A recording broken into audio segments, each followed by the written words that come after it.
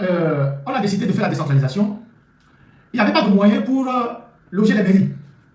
Donc les mairies, bon, nous, on construit toujours la maison par le toit avant de venir à la fondation. On n'a pas construit les immeubles, tout ça pour que les mairies puissent s'installer immédiatement. Donc, chaque mairie qui a été instituée, chaque commune, les gens ont loué, pour ceux qui n'ont pas de moyens, n'avaient pas de siège, ont loué des immeubles auprès des particuliers pour abriter les sièges de la mairie, de la municipalité. C'est ainsi que la mairie du Golfe 1 a loué un immeuble pour abriter son siège auprès de dames Akosiwa Difa. La dame s'appelle Akosiwa Difa. C'est une commerçante bien connue dans le quartier de Baie, à Lominaba. Et donc la dame a accepté de louer son immeuble à la mairie pour abriter le siège de la mairie. Et donc, elle a donné une procuration à un de ses garçons, le fils aîné, qui allait régulièrement percevoir les loyers auprès de la mairie. La dame était malade, elle a fait une succession d'AVC et elle a été placée sous curatelle après. Non, sous tutelle. Curatelle. Elle était placée sous tutelle après. Donc elle était malade. Donc elle a donné une procuration à son fils aîné pour aller récupérer de temps en temps le loyer auprès du maire Gomato. Et un jour, le fils aîné qui connaît très bien aussi le maire Gomato, parce qu'ils sont tous de la communauté Baie, il se rend à la mairie pour récupérer le loyer. Le maire lui fait comprendre que lui il a acheté l'immeuble. Et ils lui sont reçus pour lui dire que lui il a acheté l'immeuble. Et l'immeuble lui a été vendu par une dame qui s'appelle Madame Beaune. Madame Beaune, c'est une Française qui vit en France, qui vit n'importe où. Donc, l'époux ou le compagnon s'appelle Mouladia. C'est qui Mouladia? Mouladia, c'est le bar Ochunami, au niveau de la Rebozo, côté plage. C'est le propriétaire du bar. Et ce Mouladia est un ami intime à un des fils de la dame qui se trouve, je crois, en Angleterre. Donc, le maire fait comprendre au fils aîné, qui est son interlocuteur auprès de la famille, que lui, il a acheté l'immeuble. Voilà les messieurs, le fils aîné me dit, non mais, vous pouvez pas acheter l'immeuble. C'est pas possible. Vous l'avez acheté l'immeuble auprès de qui? Le maire dit que lui a acheté l'immeuble auprès de Madame Beaune. Et Madame Beaune a acheté l'immeuble auprès de la famille et de la famille. Donc, une Française qui vit en France achète un immeuble au Togo et le revend à la mairie. Et donc, l'affaire étant tellement rocambolesque, la famille saisit la justice. Et je l'appelle un fait très grave. Le maire dit avoir acheté l'immeuble à 350 millions. À qui il a versé l'argent? On ne sait pas. 350 millions. On a débloqué des comptes de la mairie pour acheter l'immeuble. Donc, la famille saisit la justice. Et ce qui est grave, c'est que en deux mois, après l'achat de l'immeuble, on a fait le titre foncier. La mairie a fait le titre foncier sur l'immeuble en 2 mois. Est-ce que de vous à moi, à Lomé là-bas, on fait un titre foncier en 2 mois? La mairie a fait un titre foncier en 2 mois sur l'immeuble. En 2 mois. 2 mois. C'est-à-dire, depuis le reçu de vente, la réquisition, le bondage contradictoire, tout ça, en 2 mois, je ne dis pas 2 ans, 2 mois, la mairie a fait le titre foncier sur l'immeuble. Donc, la famille saisit la justice. Et comme ils ont utilisé des méthodes de voyous, la justice, le tribunal de première instance à Lomé, a annulé la vente. Le tribunal de première instance à Lomé a annulé la vente. C'est-à-dire, a donné raison à la famille, a annulé la vente et a annulé le titre foncier qu'ils ont fait en 2 mois. Au moins pour une fois, la justice au Togo a pu décider correctement. Ils ont annulé ça. Et donc, la mairie fait appel. Ils vont à la cour d'appel. La cour d'appel confirme la décision du tribunal de première instance, c'est-à-dire donne toujours raison à la famille. En tout temps, la dame qui a fait plusieurs AVC, elle décède. Elle décède.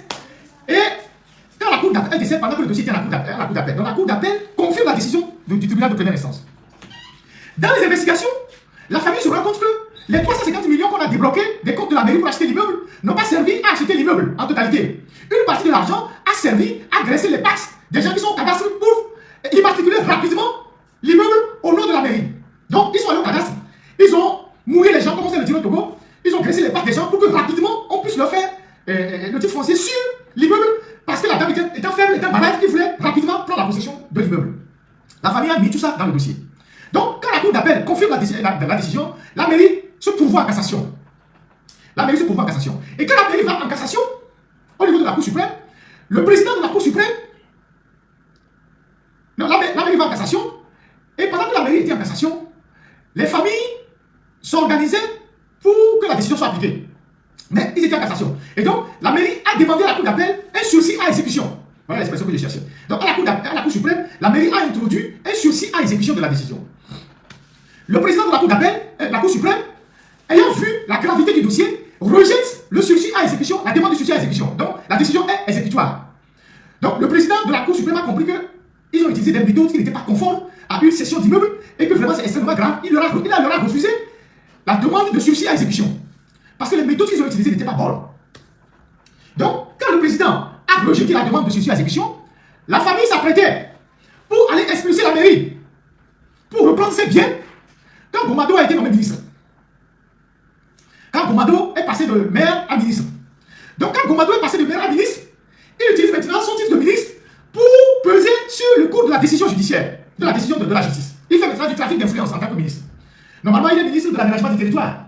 Donc, il devait normalement s'occuper de tout le désordre qu'il y a dans le pays et tout ça, aménager le territoire, on n'a jamais vu. Mais il est dans les affaires de double vente, de faux, usage de faux et tout ça. Donc, il réintroduit une nouvelle demande. Il réintroduit une nouvelle demande de sursis à exécution. Donc, avec son titre de ministre maintenant, il réintroduit une nouvelle demande de sursis à exécution. Et la même Cour suprême, qui avait rejeté sa première demande, en argumentant, en donnant les moyens, l'argumentation nécessaire, maintenant la même Cour suprême lui donne le sursis à exécution. En évoquant toujours, mais il ne cherche pas de moyens. C'est-à-dire, le dossier n'a pas connu d'évolution, il n'y a pas de nouveaux éléments, mais la même Cour suprême qui avait rejeté sa demande à exécution maintenant lui accorde le sursis à exécution. Et les familles sont dans l'embarras en disant, mais le gars a fait du faux, et il usage de faux, il s'est accaparé d'un immeuble qui ne lui appartient pas. Maintenant qu'il est devenu ministre, il veut influencer la justice pour qu'on ne puisse pas appliquer une décision de la justice et continuer à jouir d'un immeuble qui ne lui appartient pas. Voilà le Togo dans lequel on est. Donc, il faut que Faure Gnassingbé demande les comptes à son ministre.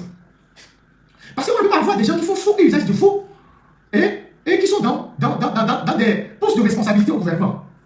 Et ça, c'est un dossier que vous pouvez consulter à la justice. La famille a allé, première instance.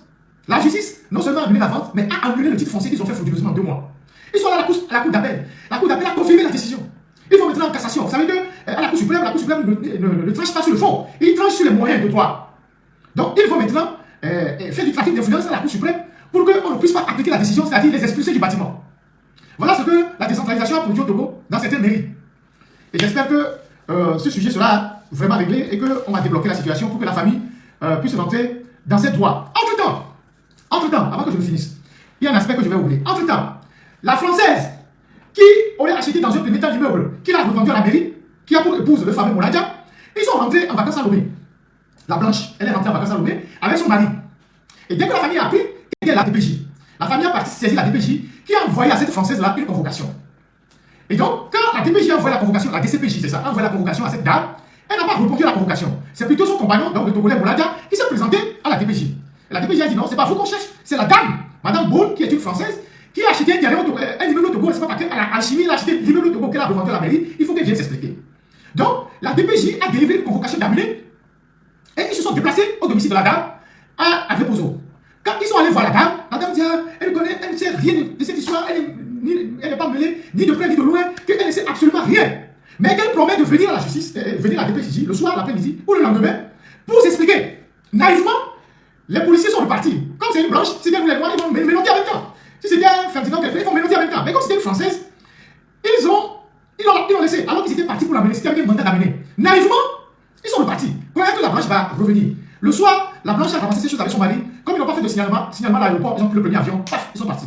Maintenant, la DPJ est obligée de saisir Interpol autour de cette affaire-là. Donc c'est une affaire très grave.